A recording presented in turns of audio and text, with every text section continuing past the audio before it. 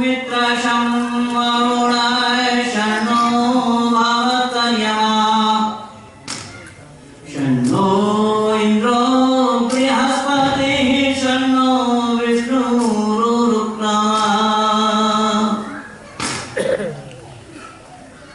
पूज्य स्वामी महाराज मंचासीन हमारे विद्वत वरेण्य आर्य समाज के माननीय प्रधान जी, मंत्री जी तथा समस्त कार्यकर्ता और अधिकारी वर्ग, विभिन्न समाज और संगठन से आए हैं सभी आर्य समाज के कार्यकर्तागण, सभा में उपस्थित धर्म में सज्जनगण एवं मान्य मातृशक्ति। समय बहुत कम है और बोलना बहुत कुछ है। माता जी को क्या हुआ है, इन्हें क्या परेशानी है भाई, सुन लीजिए इनका थोड़ा कुछ। घर से क्यों आए हैं पता नहीं।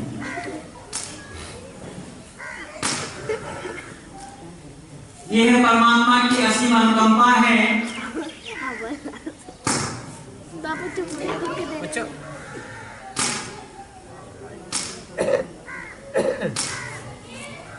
कि आर्य समाज का जो उद्देश्य है, उस आर्य समाज के उद्देश्य की पूर्ति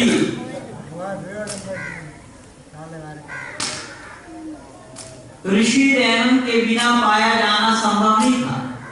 और हमारे माननीय माता जी अपने गीतों के माध्यम से ऋषि के किए गए कार्य, किए गए उपकार को ही सुना रहे थे, बता रहे। बंधुओं विचार करके देखना कि ऋषि ने किस तरीके से इस वैदिक सिद्धांत का उजागर किया है। और ऋषि ने साफ शब्दों में लिखा इस बात को कि अलग कोई मत या पंथ चलाने का उद्देश्य मेरा नहीं है। मेरा उद्देश्य केवल और केवल वेद का प्रतिपादन करने का है। ऋषि मुनियों के उद्देश्य की पूर्ति हमें करनी है। और उन ऋषियों का नाम खोलते हुए ऋषि देव दयानंद लिख रहे हैं कि ब्रह्मा से लेकर के जैनी पर्यंत तक ऋषि मुनियों के जो उद्गार हैं, उसी का ही प्रतिपादन करना मैं अभिष्ट समझता हूं। केवल इतना ही नहीं, ऋषि ने और कहा कि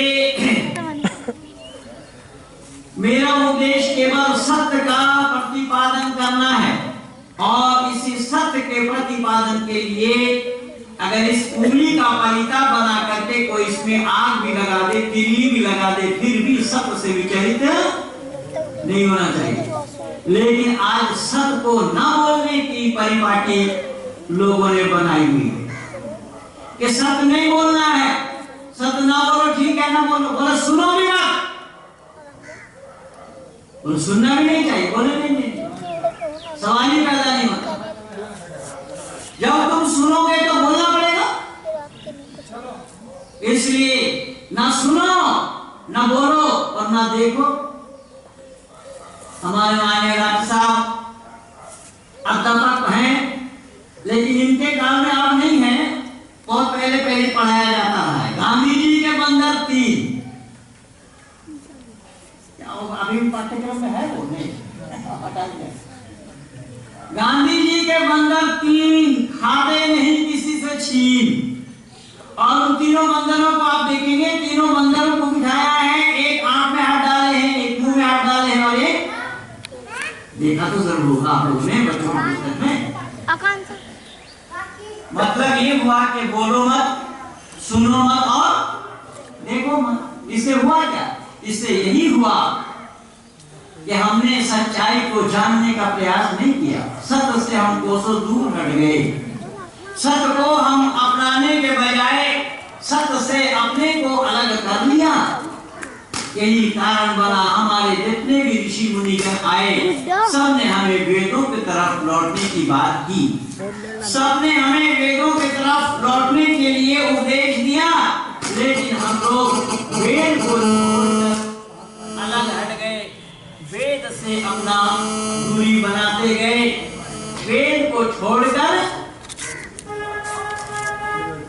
हमारा सारा काम होने लगा, जिससे नतीजा क्या हुआ?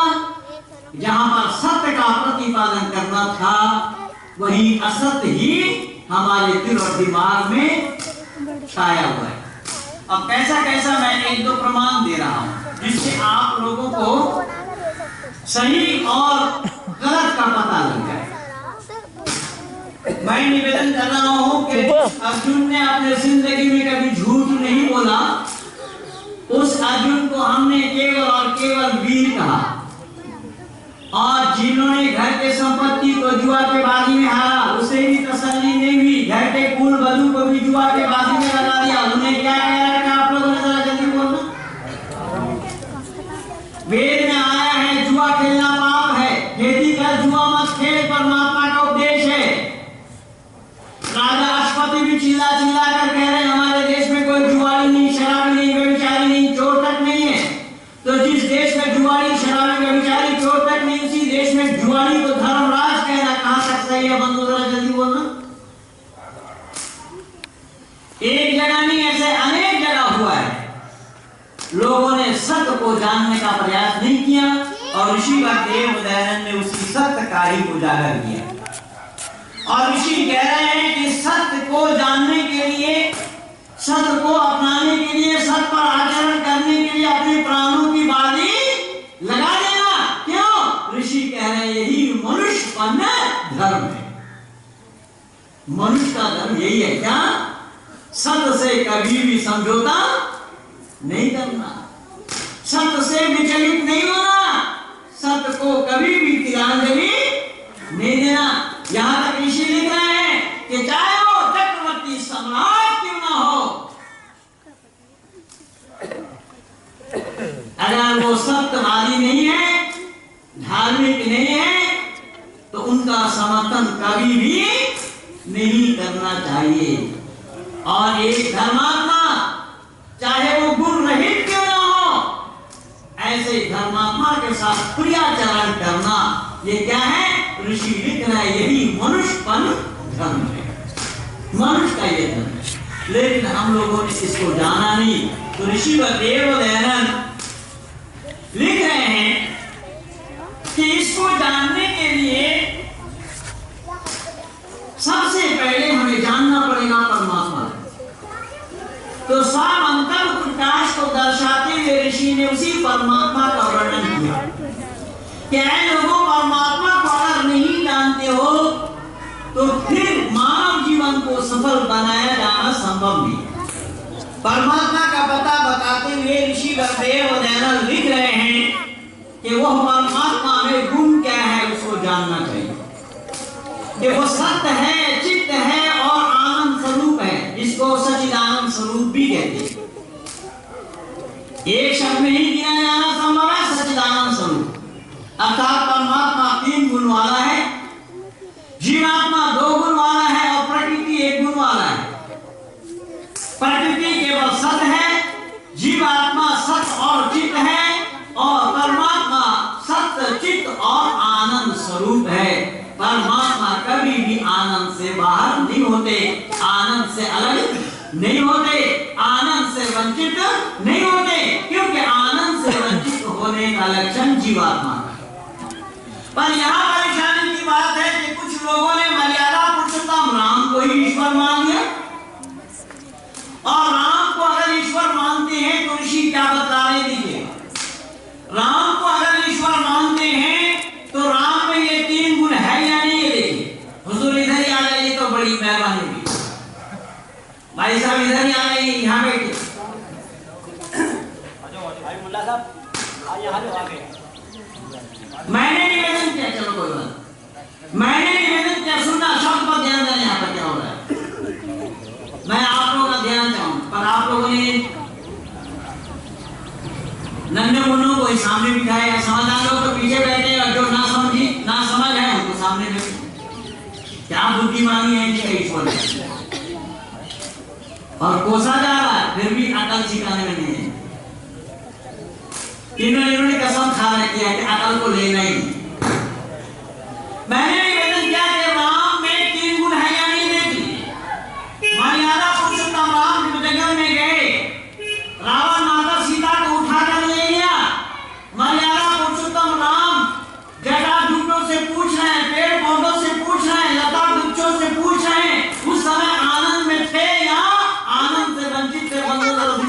साथ हिम्मत जुटा कर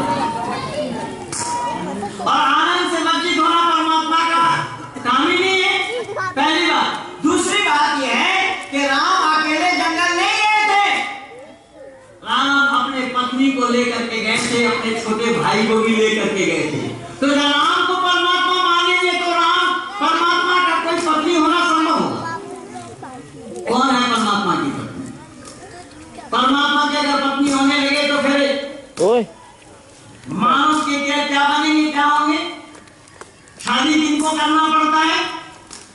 अल्पज का काम है या सर्वज का? अगर परमात्मा राम को मानेंगे तो सीता को परमात्मा नहीं मानना पड़ेगा या नहीं? और राम का जन्म हुआ, राम को परमात्मा मानेंगे तो राजा दशरथ को क्या परमात्मा का बाप मानना नहीं पड़ेगा? दुनिया वालों ने सच्चाई को जानने का प्रयास नहीं किया, ऋषि इसकी जानकारी बता रहे हैं। ऋषि बता रहे हैं परमपिता परमात्मा 3 गुण वाले हैं, 3 गुणों से परमात्मा खाली नहीं, परमात्मा कभी भी आनंद से वंचित नहीं होता। पर राम को वहां दुखी होना पड़ा, जटाजूटों से पूछ रहे हैं, पेड़ पौधे से पूछ रहे हैं, लता वृक्षों से पूछ रहे हैं, कभी अंगद को भेज रहे हैं, कभी हनुमान को भेज रहे हैं सीता का पता बताने के लिए, जबकि यहाँ ऋषि जाना लिख रहे हैं कि परमात्मा सर्वज्ञ है, सब कुछ जानने वाला। राम नहीं जान रहे हैं सीता को कहां रखा गया, तो राम का परमात्मा होना संभव नहीं, पहली बात। दूसरी बात यह है कि राम एक ऐसा शब्द है जिसके रूप चलेंगे, 1 राम, 2 राम, अनेक राम। वहां पंचमी में कुछ बनेगा, षष्ठी में कुछ बनेगा, सप्तमी में कुछ बनेगा, अष्टमी में कुछ बनेगा, ये सब बदलते जाएंगे। तो क्या परमात्मा के साथ ये सब लगना संभव होगा? ऋषि दयानंद कह रहे हैं, ऐ दुनिया के लोगों, परमात्मा को जानो पहले। परमात्मा को जाने बिना किसी को परमात्मा कह देना ये मनुष्य पर धर्म नहीं है। इसलिए ऋषि लिख रहे हैं सब सत्य विद्या और जो पदार्थ विद्या से जाने जाते हैं उन सब का आदि गुण परमेश्वर। देखिए ऋषि ने कितना सटीक जानकारी क्या है दुनिया के लोगों। भाई माता को भेजो ना घर में, क्या परेशान कर रही है? अब मैं जो बोल रहा हूँ थोड़े समझ पा रही हूँ कि मैं बोल रहा हूँ, इनकी दादी भी नहीं समझ पाती होंगी क्या करने की वजह से। मैंने निवेदन किया कि जैसा बोलने वाले वक्ता को विद्वान होना जरूरी है, वैसा सुनने वालों को भी बुद्धिमान होना जरूरी है। अगर सुनने वाला बुद्धिमान नहीं है तो वक्ता का बोलना सफल नहीं होगा। इसलिए बंधु याद रखना, बोलने के लिए तो केवल 2 वर्ष का समय लगता है। बच्चा जन्म लिया, 2 वर्ष के अंदर में वो बोलना चालू कर देता है, लेकिन बोलना क्या चाहिए पूरी जिंदगी लगानी पड़ती है। तो दुनिया को जानने का प्रयास कहां किया? तो ऋषि कह रहे हैं कि दुनिया के लोगों, परमात्मा को जानने का प्रयास नहीं किया। अगर परमात्मा को जान करके मानते होते तो नक्शा कुछ और होता। दुनिया वालों ने जिसके मन में जो आया उसी को ही परमात्मा मानने लगे, उसी को ही परमात्मा मान बैठे, जिसका मतलब ये हुआ कि परमपिता परमात्मा के साथ लोगों ने मजाक किया है या परमात्मा को मजाक बनाकर रखा है। परमात्मा को लोगों ने जाना नहीं, परमात्मा को समझने का प्रयास नहीं किया। अगर परमात्मा को जानकर समझ करके मानते होते तो आज भारत का नक्शा ही कुछ और होता, मानवता की बात कुछ और होती। ऋषि दयानंद आज समाज के दूसरा नियम में फिर लिख रहे हैं, लोगों कौन है वो परमात्मा, जरा सुनो तो सही। और कौन है परमात्मा? तो ऋषि कह रहे हैं कि वो सत्य चित आनंद स्वरूप होने के कारण ही वो निराकार है। शब्द पर ध्यान देना बंधु। परमात्मा के लिए ऋषि लिख रहे हैं कि वो 3 गुण वाला होने के कारण ही वो निराकार है। अगर 2 गुण वाला हो तो साकार हो जाएगा, 1 गुण वाला होगा तो साकार होगा। निराकार होने का कारण 3 गुण होना जरूरी है। अगर 3 गुण नहीं तो निराकार होना संभव नहीं है। अब आप कहेंगे के साथ अगर आप निराकार मान हैं तो इसमें कौन सी बड़ी बात है? इस्लाम वाले कह रहे हैं हम भी अल्लाह को निराकार मानते। मैं इसलिए हमारे मित्र को आगे बुलाना चाहा, पर चलो ये आ तो गए अंदर में। मैं इनका शुक्रिया अदा कर रहा हूँ। लोग आना नहीं चाहते, पर ये हिम्मत जुटाकर आए तो सही। अब आइए जरा शब्द पर ध्यान दीजिए, मुलाहिजा फरमाइए जी कि इस्लाम वाले कहते हैं हम भी अल्लाह को निराकार मानते हैं। आइए बंधु, आज इसका हम पड़ताल कर रहे हैं आप लोग के सामने में कि वेद में परमात्मा निराकार है या कुरान में अल्लाह निराकार है। वेद में परमात्मा को निराकार बताया है, अक्षुद्रम अकायम शब्द से संबोधित किया गया, ना तस्य प्रतिमा अस्ति के नाम से संबोधित किया गया। परमात्मा की कोई प्रतिमूर्ति नहीं, कोई प्रतिच्छवि नहीं, परमात्मा की कोई काया नहीं है, वो परमात्मा अकायम है, शरीरधारी नहीं है। लेकिन कुरान वाले भले ही ये कह रहे होंगे कि अल्लाह निराकार है, लेकिन कुरान का अल्लाह निराकार नहीं है। मैं कहूंगा नहीं, मैं प्रमाण दे रहा हूं। आइए जरा कुरान को हम उठाते हैं और फिर कुरान से पता करते हैं कि सही अर्थों में कुरान में अल्लाह निराकार है। तो कुरान में अल्लाह ने जिक्र फरमाया, व इस क़ाल रब्बुका लिल मलाइकति इन्नी जाइलुन फिल अर्दि खलीफा क़ालू अतजअलु फीहा मन युफ़्सिदु फीहा व यस्फ़िकु द्दिमाअ व नहनु नुसब्बिहु बिहम्दिका व नुक़द्दिसु लक क़ाल इन्नी अअलमु मा ला तअलमून व अल्लम आदम अस्माअ कुल्लहा सुम्मा अरदहुम अलल मलाइका फ़क़ाल अंबिउनी बिअस्माइ हाउलाइ इन कुंतुम सादिक़ीन। आप आर्य समाजियों के और हिंदुओं के सामने मैं सुनाता रहा था। अब हमारे एक भाई जान ये आ बैठे हैं, कुरान से ताल्लुक रखते हैं। मैंने ये आयत सही पढ़ी या गलत इनसे पूछ लीजिए। मैंने निवेदन किया, अल्लाह ने सभी फरिश्तों को बुलाकर कहा मैं एक प्रतिनिधि बनाना चाहता हूँ, एक खलीफा बनाना चाहता हूँ, एक नायब बनाना चाहता हूँ। तो फरिश्तों ने विरोध किया कि अल्लाह हम लोग तो आपकी इबादत करते हैं, आप इंसान को क्यों बनाना चाहते हैं जो दुनिया में जाकर पूरे जिक्र। अरे कहा, अब सुनने जरा ध्यान से क्या बोला गया। फरिश्तों ने अल्लाह से कहा, अल्लाह आप इंसान क्यों बनाना चाह रहे हैं, हम लोग तो आपकी इबादत करते उपासना करते, आप इंसान क्यों बनाना चाहते जो दुनिया में जाकर खून-रेज़ी करेगा। अर्थात दुनिया में खून-रेज़ी करे, या अल्लाह से पहले फरिश्तों ने बोल दिया तो अल्लाह समझ हुए या फरिश्ता। हाथ जोड़ रहा हूं मैं, सही स्टेशन पे चले चलिएगा तो गाड़ी ठीक भी। अभी आ रहा हूँ, ये तो सही, इतना दूर आधा छठा नहीं है भाई, छठा पड़ा हुआ है जैसा बंधन का होता है। मैं निवेदन करने लगा हूँ कि अल्लाह के कहने से पहले फरिश्तों ने कह दी इस बात को। अब आज धरती पर खून-रेज़ी लोग कर रहे हैं या नहीं कर रहे हैं? कल को भाई बोलो तो सही। अरे मौली बाबा लोग बोलो, आज बनी है कल सवेरे वाली गाड़ी से। ना आप रहेंगे ना मैं रहूंगा, आप तो रहेंगे लेकिन यहाँ नहीं। मैं निवेदन कर रहा हूँ, जरा ध्यान से सुनना कि बगदादी क्या कर रहा है। अरे बगदादी हो, किसी की दादी हो, तब क्या रहा है?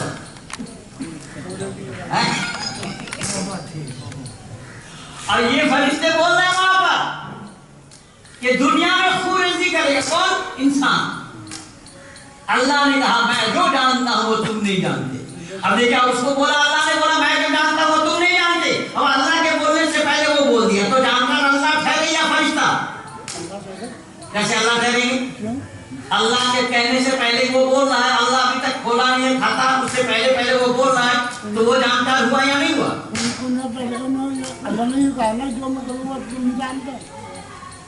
भाई मेरा, मैं भी जान करके बोल रहा हूँ। आप वहां पर पहुंचना नहीं चाहते, मैं हाथ पकड़ करके थोड़े ले जाऊंगा, क्योंकि दिमाग से काम आपको लेना नहीं है। कुल मादा अबे रसूल में दिला कह दिया है, रसूल ने जो बतलाया अल्लाह की तरह उसको मानना है, उससे आगे आप जा नहीं सकते।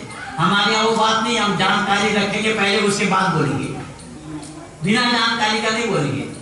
तो कहने का तात्पर्य मेरा ये है, उसने मिट्टी लाई, मिट्टी लाने के बाद जैसा बनाया।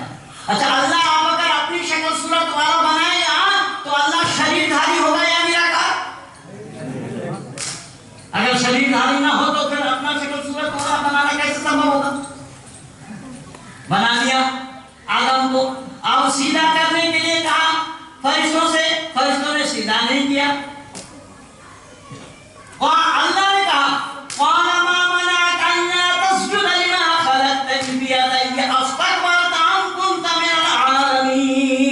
तुझे क्यों कर इनकार हुआ? तुझे किसने मना किया इसको सीधा करने से? जिसको बनाया मैंने अपने हाथों से। हाथ शरीरधारी का होगा या निराकार का? बंदो जल्दी बोलो। अल्लाह ने लिमा खलक़तनी बियदैया अस्तकबरता अम कुन्ता मिनल आलमीन। मैंने क्या कुरान कह रहा है, सूरह नूर आयत नंबर 75 को उठा करके दी। मैंने निवेदन किया कि अल्लाह ने कहा जिसको बनाया मैंने अपने दोनों हाथों से, उसको सीधा करने से तुमने इनकार किया। तुम्हें रोका किसने?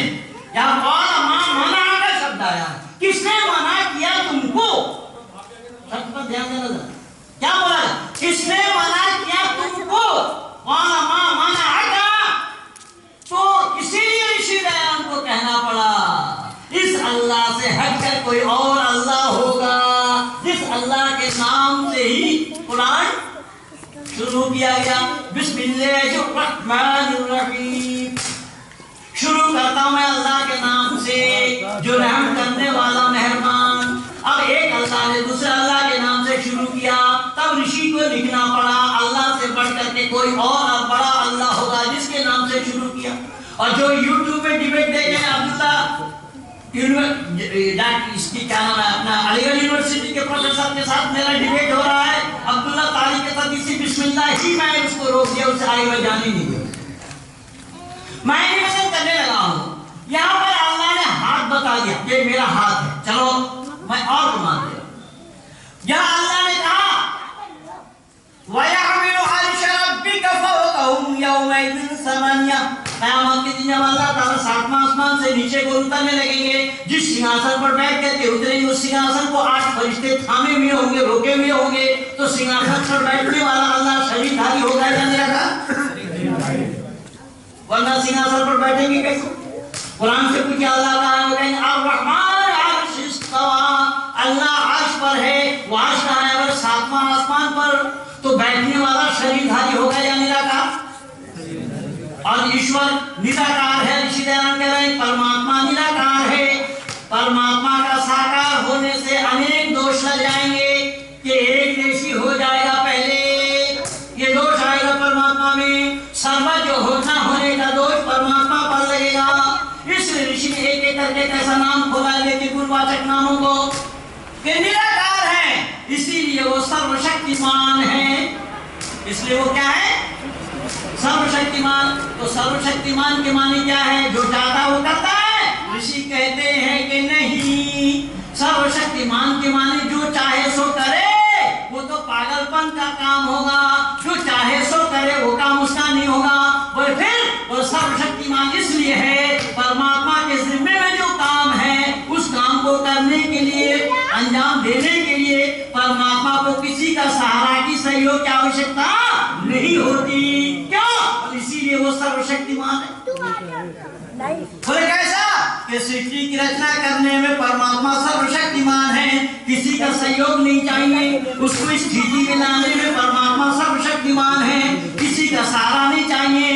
और प्रलय करने में भी परमात्मा सर्वशक्तिमान है, किसी का सहयोग उसे नहीं चाहिए। मनुष्य मात्र के किए हुए कर्मों का फल देने में भी परमात्मा सर्वशक्तिमान है। क्योंकि मोदी जैसा कैबिनेट की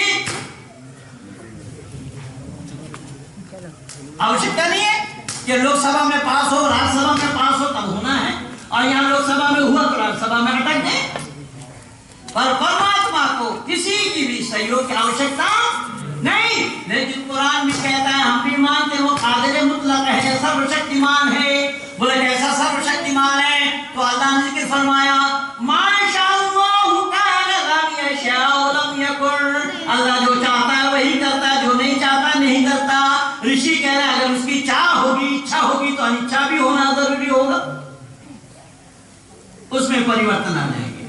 तब्दीली आ जाएगी, चेंजिंग आ जाएगा, चाहने वाला और न चाहने वाला। तो ऋषि कह रहे हैं कि अगर वो चाहने वाला होगा, अगर वो चाहेगा तो होगा, जैसा माशाअल्लाह कानल्लाह यशाअल्लाह यकुन बोला। अब इस्लाम वालों से भी कोई बात पूछिएगा, वो भी इंशाअल्लाह इंशाअल्लाह भी जेएनयू में नाम है, अभी उसी पर ही मैं लिख रहा था, आपने देखा ना, तो उसी पर ये इंशाअल्लाह इंशाअल्लाह कह रहे हैं। भारत की बर्बादी इंशाअल्लाह इंशाअल्लाह बोले जा रहे हैं, भारत की बर्बादी इंशाअल्लाह बोल रहे हैं। अब अंदाजा लगाइए ये कौन नारा लगाने वाले हैं जो भारत की बर्बादी चाह रहा है। तो कहने का तात्पर्य मेरा ये है, मैं निवेदन कर रहा हूं, ऋषि ने दिखाया है ईश्वर और अल्लाह दोनों एक नहीं है। इसको समझना बहुत जरूरी है। इसको समझे बिना हम खामखा कह देते हैं या अल्लाह और ईश्वर दोनों एक है, ये बिल्कुल बेतुकी बातें। देखिए और प्रमाण दे रहा हूं मैं। ऋषि कह रहे हैं कि कुरान वालों ने तो अल्लाह को सर्वशक्तिमान माना और वेद में भी सर्वशक्तिमान कहा गया। तो सर्वशक्तिमान यहाँ परमात्मा को जो बताया गया है, उसके जिम्मे में जो काम है, उस काम को अंजाम देने के लिए वो किसी का सहयोग नहीं लेता। और कुरान वालों की मान्यता है अल्लाह ताला सर्वशक्तिमान है, वो कादिर मुतलक है। कैसा? बोले इन्नल्लाह यर्ज़ुक़ु मन यशाअ बिग़ैरि हिसाब। अल्लाह ताला जिसको चाहते हैं बेहिसाब रोजी दे देते हैं। क्या? कि वो सर्वशक्तिमान है। ऋषि कह रहे हैं अगर अल्लाह किसी को बेहिसाब रोजी दे दे तो औरों के साथ अन्याय होगा।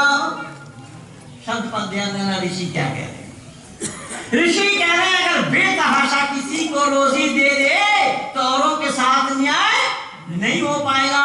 इसीलिए ऋषि कह रहे हैं अल्लाह हिसाब वाला ही नहीं है। क्या कह रहे हैं? और परमात्मा हिसाब वाला है। कैसा? परमात्मा का उपदेश है मैं ज्यादा नहीं दूंगा और तुम्हें कम भी देने वाला मैं नहीं हूं। तुम जितना करोगे उतना ही पाओगे, ना ज्यादा ना भी ना कम होना है या ज्यादा होना है। जितना करोगे उतना पाओगे। लेकिन अल्लाह के पास करने वाली कोई बात ही नहीं है। इन्नल्लाह यर्ज़ुक़ु मन यशाअ बिग़ैरि हिसाब। वो जिसको चाहता बेहिसाब रोजी देता है। ऋषि कह रहे हैं कि नहीं, ये परमात्मा का काम नहीं है। बोले केवल इतना ही नहीं, कुरान और भी कह रहा है। क्या कह रहे हैं?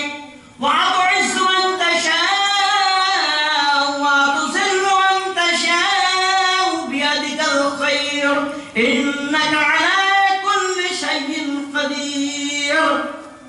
मैं साथ दे रहा है, इसलिए मैं थोड़ा अंदाज से सुना रहा हूं। और कुरान का भी कहना यही है औज़िद अलैहि वरत्तिल कुरान तरतीला, कि कुरान को तरतीब के साथ पढ़ना चाहिए, तरकीब के साथ पढ़ना चाहिए। हाँ, पर ये मत समझिएगा कि माने माशा जी के गले अच्छे हैं, गला मेरा भी अच्छा है, मैं गाता नहीं। मैंने निवेदन किया अल्लाह ने जिसको चाहा उसको इज्जत दिया, जिसको चाहा उसकी बेइज्जती करी। ऋषि देवन कह रहे हैं कि अल्लाह का काम ही हो सकता है लेकिन परमात्मा का नहीं। परमात्मा खामखा किसी को इज्जत नहीं देंगे और खामखा किसी की बेइज्जती भी नहीं करेंगे।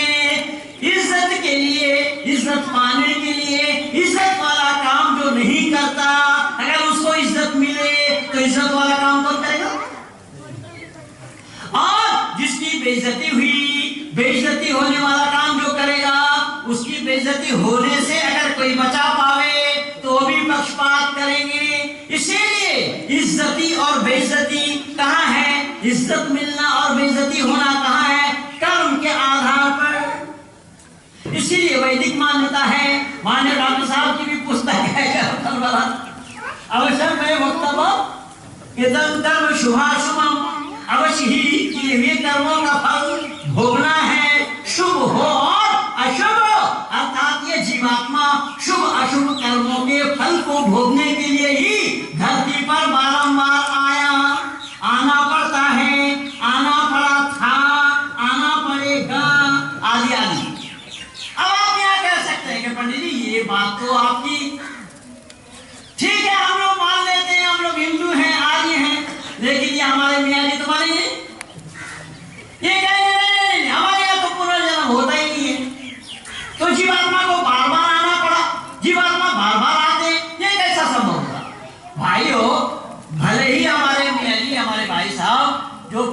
बैठे थे, मैंने सामने बुलाया और मैं निवेदन कर रहा हूं, भले ही ये पुनर्जन्म को ना माने, लेकिन पुनर्जन्म का प्रमाण दे करके ही मैं उठूंगा, वो भी कुरान से। जीवात्मा अपने किए हुए कर्मों के फल को भोगने के लिए ही धरती पर आता है, क्योंकि फल भोगने का कोई स्थान दुनिया को छोड़कर और जगह नहीं। ये दुनिया ही कर्म को भोगने के लिए, जो जैसा कर्म करेगा उसको वैसा ही भोगना पड़ेगा। अब कर्म के फल को भोगने के लिए अल्लाह ने जिक्र फरमाया, कैफ़ तकफुरून बिल्लाहि व कुंतुम अमवातन फअहयाकुम सुम्मा युमीतुकुम सुम्मा युहयीकुम सुम्मा इलैहि तुरजऊन।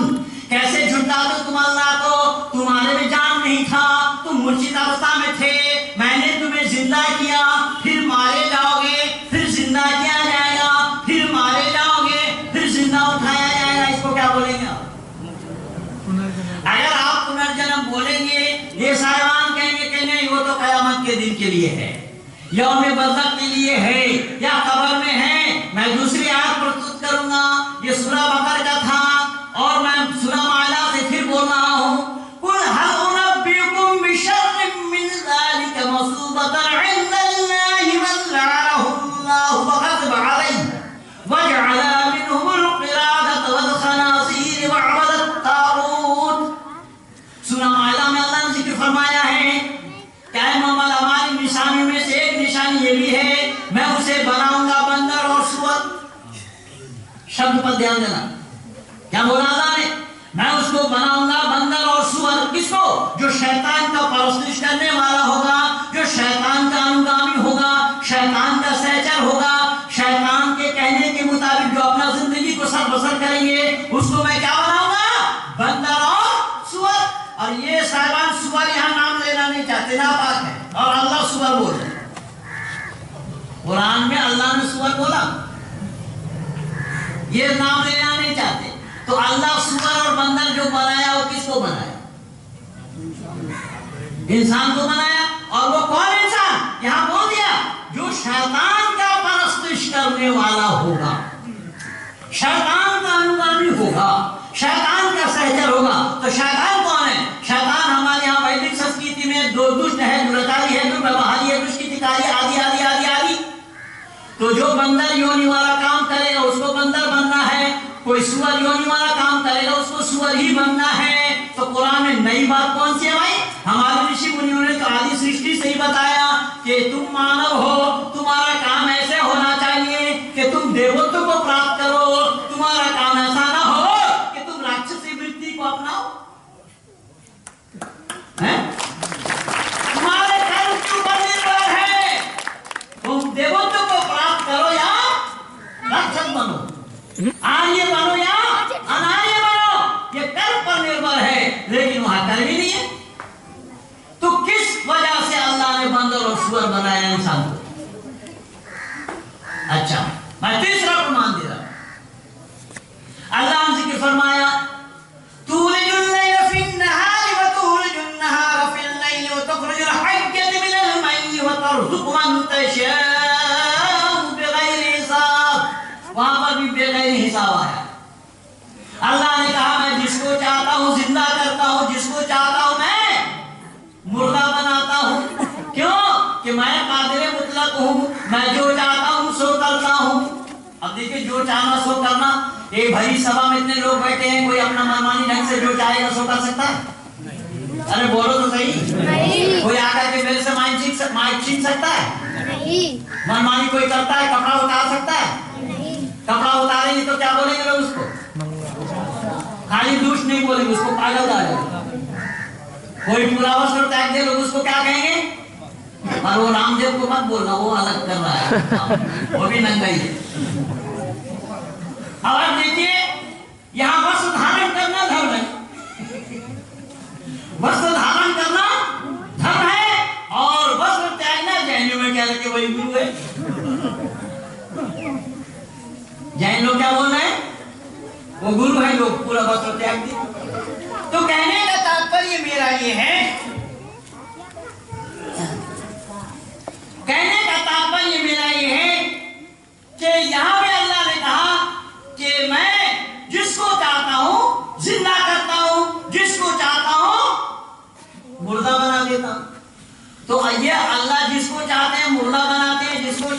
जिंदा करते हैं तो जिंदा करना, मुर्दा को जिंदा करना पुनर्जन्म हो रहा है या नहीं हो रहा?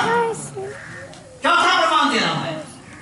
जब कोई मुसलमान बन गया, मुसलमान बनने के बाद जब उनकी जनाजा को लेकर लोग कब्रिस्तान पहुंचते हैं, सीना तक मिट्टी खोदा जाता है और उत्तर दिशा में सर रख करके पश्चिम के तरफ मुंह को घुमा दिया जाता है। बिस्मिल्लाह फी सबीलिल्लाह व अला मिल्लति रसूलिल्लाह, ये शब्द कहना पड़ता है मुर्दा को रखते समय। ऊपर से लकड़ी रखा गया और जितने पहुंचाने वाले लोग हैं सबको कम से कम 3 बार मिट्टी रखना पड़ता है।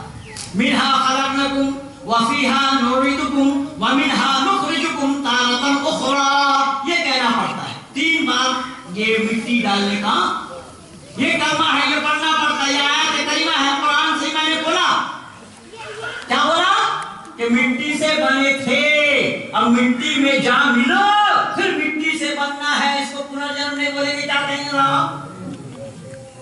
कौन कहता पुनर्जन्म नहीं है? इसीलिए ऋषि दयाल कह रहे हैं कि मनुष्य के किए हुए कर्मों का फल को भोगने के लिए धरती को छोड़कर अलग कोई स्थान। मेरे साथ कई जगह होता रहता है, बहुत सारे लोग पूछते रहते हैं। अभी मैं उत्तर प्रदेश के आपके बलिया में था, वहां पर एक मौलाना ने खड़ा हुआ, मौलाना खड़ा होकर उन्होंने सवाल किया कि पंडित जी, अगर आपने पुनर्जन्म का हवाला दिया तो हम अगले जन्म में क्या थे हमें बताइए। मैंने कहा मौलाना जरा मैं आपसे पूछता हूँ आप 1 सप्ताह पहले क्या खाए थे, बनाए मेहरबानी बता दीजिए। बोले 1 सप्ताह पहले क्या खाए?